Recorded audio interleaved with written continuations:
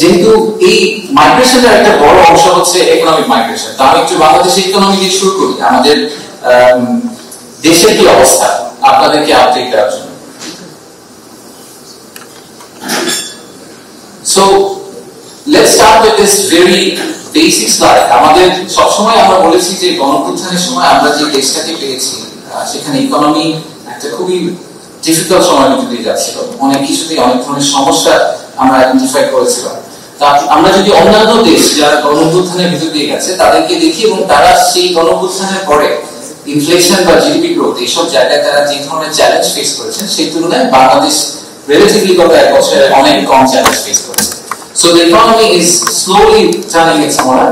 আমাদের যে চ্যালেঞ্জগুলো ছিল সেগুলোকে আমরা এখন পর্যন্ত মনে হচ্ছে আমরা মোটামুটি ওয়েদার করতে পেরেছি, নেভিগেট করতে পেরেছি। আমি যদি আরেকটু জুম ইন করি তাহলে ইনফ্লেশন নাম্বারটা যদি আপনারা দেখেন, ইনফ্লেশন নিয়ে মূল্যবৃদ্ধি, দ্রব্যমূল্যের দামগুলো নিয়ে অনেক কথাবার্তা হয়। ইনফ্লেশনটা কিন্তু এখন একটা স্টেডি স্টেটে চলে এসেছে আমাদের সেন্ট্রাল ব্যাংকের কন্ট্রাকশনারি মনিটারি পলিসির জন্য। মাঝখানে যে স্লাইডটা দেখা যাচ্ছে, মাঝখানে এই চার্টটা দেখা যাচ্ছে, এটাকে বলে পারচেসিং ম্যানেজার্স ইন্ডেক্স।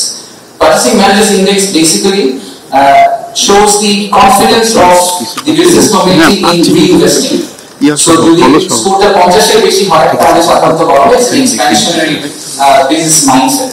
তো এখন আমরা দেখতে পাচ্ছি স্কোরটা কনসিস্টেন্টলি 60 এর উপরে আছে।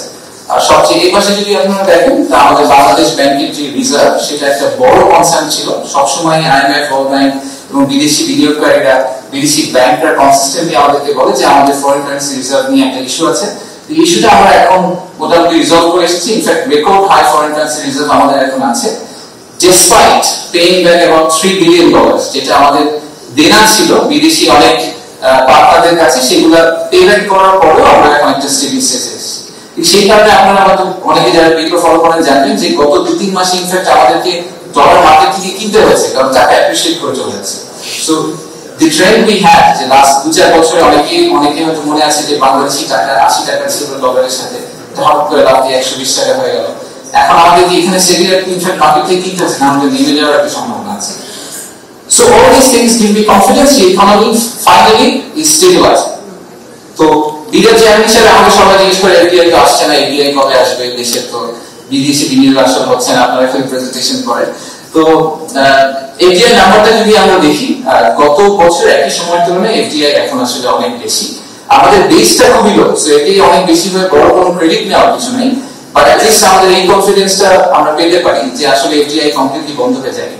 এরকম বড় একটা ইভেন্টের পরে একটা সম্ভাবনা ছিলই যে বিদেশি বিনিয়োগকারীরা সবাই বললেন যে ওনারা আগামী 1-2 বছর একটু দেখবেন যে বাংলাদেশের কি অবস্থা হয়, তারা পর্যন্ত ওনারা ইনভেস্ট করবেন না।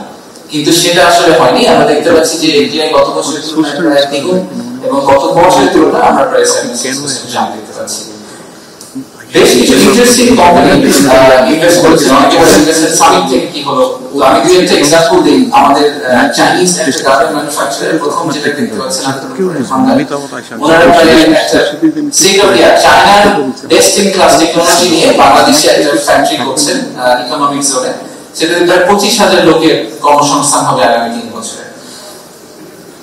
দ্বিতীয় যেটা আছে তাদের আরেকটা ইন্টারেস্টিং স্টোরি, অনেকেই আমরা যারা প্লেনে ট্রাভেল করি তারা দেখি যে অ্যামেনিটি কিট আমরা সবাই এনজয় করি। তো অ্যামেনিটি কিট যারা বানায় তারা আসলে ম্যাক্সিমাম টপ 3 আর Chinese companies. So the second largest producer, they are moving from China to Bangladesh. এগুলো আমাদের জন্য একটা বড় this is how we will inshallah go. So this is the economic state. And economic state থেকে আমাদের general feeling হচ্ছে there is some momentum that's growing up. We are building momentum slowly. এবং এই momentum build করার জন্য আসলে একটা base foundation, যেটা খুবই strong foundation, সেই foundationটা কিন্তু এসেছে remittance border থেকে। তারা যে remittance পাঠিয়েছেন, পাঠিয়ে অবস্থায় আগে বন্ধ করে রেখেছিলেন, তারপরে পাঠিয়েছেন এবং সেখানে আমাদের একটা স্ট্রং বেস দিয়েছে ইকোনমিটাকে আজকে এখানে নিয়ে আসা।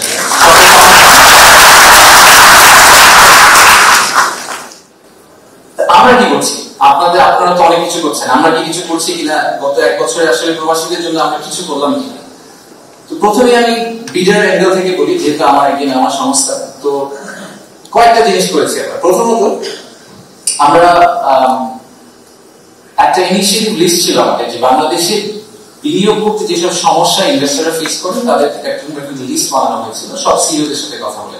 সেই লিস্টে একটা 32 আইটেম লিস্ট, তার মধ্যে 18টা আমরা অলরেডি সলভ করেছি এবং ইলেকশনের আগে আমরা আশা করছি যে বাকি 14টাও রিজলভ করা হয়ে যাবে। সো বিনিয়োগ পরিবেশ বা বিনিয়োগ বান্ধবতার যে ব্যাপারটা আসে সেই জায়গাতে আমরা এক্সপেক্ট করছি যে বাংলাদেশে বিনিয়োগ করার এক্সপিরিয়েন্সটা আপনাদের 2024-এ যা ছিল 2026 সালে তার থেকে সিগনিফিকেন্টলি বেটার হবে। বাট এই দুইটা আরো জিনিস আমি খুব এক্সাইটেড। লিডারকে রিস্ট্রাকচার করা হচ্ছে, লিডার যে অর্গানাইজেশনাল স্ট্রাকচার ছিল এটাকে আমরা কমপ্লিটলি ঢেলে নতুন করে সাজাচ্ছি। ডিসেম্বরের মধ্যে এটা কমপ্লিট হয়ে যাবে এবং সেখানে আমরা আলাদা করে এনআরবিদের জন্য একটা টিম তৈরি করছি, এনআরবি সেল, তারা শুধুমাত্র এনআরবি ইনভেস্টরদেরকে আলাদা করে সার্ভিস দেবে। এখন থেকে আপনাদের and then finally ঠিক যেরকম রেমিটেন্স দেশে পাঠালে একটা ক্যাশব্যাক পাওয়া যায় যদি আপনি প্রপার চ্যানেলে পাঠান, তো কেন ইনভেস্টমেন্ট বাংলাদেশে নিয়ে গেলে ক্যাশব্যাক পাওয়া যাবে? সেটা আপনার নিজেরই হোক বা আপনি একজন বিদেশি ইনভেস্টরকে বাংলাদেশে নিয়ে গেলেন, আপনারা এখানকার ইনভেস্টমেন্ট কমিউনিটিকে অনেক বেটার চেনেন আমাদের তুলনায়, আমাদের পক্ষে এটা করা সম্ভব না। ঠিক সে কারণেই আমরা একটা ইনসেন্টিভ স্কিম চালু করছি, সেটাও এই ফোর্থ কোয়ার্টারে চালু হয়ে যাবে। If you take $100 million back to Bangladesh government will pay you $1 million as a recognition for your facilitation exercise. So এটা আমরা চালু করে দিচ্ছি। এবার যদি আমি একটু জুম আউট করি বিরাট থেকে, যে আর কি করা হয়েছে, আমাদের মাননীয় প্রবাসী কল্যাণ অ্যাডভাইজার আছেন, উনি ইনফ্যাক্ট প্যানেলে থাকবেন, so will explain more, but আরো অনেক বেশ কিছু কাজ করা হয়েছে এক্সপ্যাট্রিয়েটদের জন্য। বাট যেটা নিয়ে আমি আসলে সবচেয়ে পার্সোনালি এক্সাইটেড, এবং এটা আমি নিজেও কিন্তু এনআরবি ছিলাম একটা সময়, যেটা নিয়ে আমি সবচেয়ে বেশি excited is our right to vote.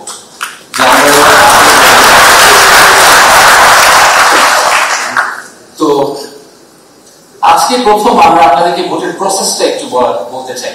আমরা দুটো স্লাইড আছে, আমরা will explain how you will vote. So যেটা হবে, খুব শীঘ্রই আমরা একটা অ্যাপ লঞ্চ করব বাংলাদেশ সরকার থেকে, যেখানে আপনারা আপনাদের যে পার্সোনাল আইডি আছে সেটা দিয়ে রেজিস্টার করতে পারবেন, এবং রেজিস্টার করার পরে আপনারা সেখানে আপনাদের এখন যে বর্তমান ঠিকানাটা আছে সেই ঠিকানাটা দেবেন। এই ভোটটা পোস্টাল ভোট হচ্ছে, ঠিকানাটা প্লিজ ঠিকভাবে দিন যাতে অন্য কারোর কাছে আপনার ব্যালটটা চলে আসে। এই ঠিকানায় কিন্তু আপনার ব্যালট আসবে। সো যদি আপনি ভোটের দিন হঠাৎ করে ঠিক করেন যে না এখন আমি বাংলাদেশে চলে যাবো, বাংলাদেশে গিয়ে ভোট দিব, সেটা হবে না। আপনাকে আসলে ভোটটা এখান থেকে দিতে হবে। তা আপনার কাছে একটা এরকম সুন্দর খাম পৌঁছে যাবে, যে খামে একটা প্রি রেজিস্টার্ড খামও থাকে, প্রিপেড খামও থাকে, যেটা আপনি ফেরত পাঠাতে পারবেন ভোটটাকে। একটা এরকম কাগজ যাবে ওই ভোটের মধ্যে, ওই খামের মধ্যে। সেই কাগজটাতে প্রত্যেকটা মার্কা দেওয়া থাকবে, প্রার্থীর নাম লেখা থাকবে না। দ্য রিজন প্রার্থীর নাম লেখা থাকে না সেটা হচ্ছে যে বাই দ্য টাইম প্রার্থী অ্যানাউন্স হয়ে যায় ততদিনে আপনাদের কাছে কাগজ এসে আপনার ভোট দিয়ে আবার বাংলাদেশে ফেরত পাঠানোটা খুব চ্যালেঞ্জ। সো আমরা খালি মার্কাটা দিয়ে দিই, এরকম একটা কাগজ যাবে। আপনাদের পছন্দের যে প্রার্থী তার যে মার্কা, সেই মার্কাতে আপনি ভোট দিয়ে খামের মধ্যে ভরে পোস্ট বক্সে দিয়ে দিবেন। আপনি যখন একটা পোস্ট বক্সে দিয়ে দিবেন, this will go straight to আপনার কনস্টিটিউয়েন্সি। ধরেন let's say you are from Nilphamari returning অফিসারের কাছে আপনার এই খামটা পৌঁছে যাবে। সো ইলেকশনের সময়, ইলেকশনের 1-2 দিন আগে আপনারা খামগুলো খুলে আপনাদের ভোট কাউন্ট করবেন।